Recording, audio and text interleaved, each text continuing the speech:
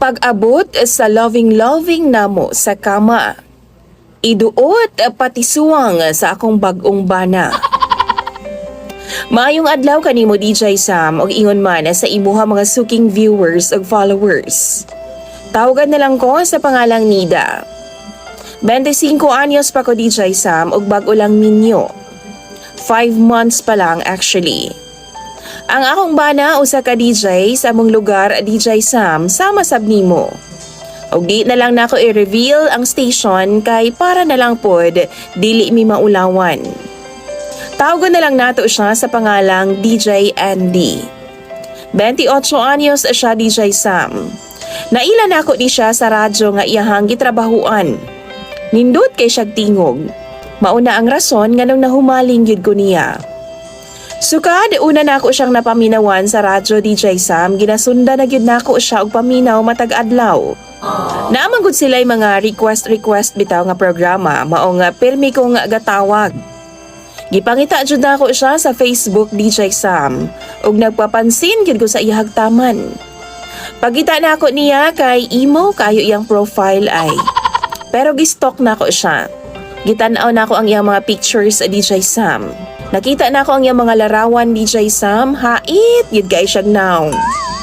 Taason ba? Kanang manggahon bitaw kumbaga? Gichat na ako siya. 2 days after, nagreply siya. Nagpaila ko sa iya DJ Sam. Ana pa siya, gwapa daw ko o gwa daw siya magdahom nga bata-bata pa di ay daw ko.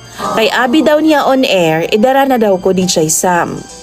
Gitawagan ko niya. Nag-video call ming duha. Una, medyo kaatrason pa ko DJ Sam kay taas yun kay siyag suwang. Pero, once mutingog na gani siya, piyungan na ako DJ Sam, gwapuha gidya paminawon as in. Unya, nanguyab siya nako.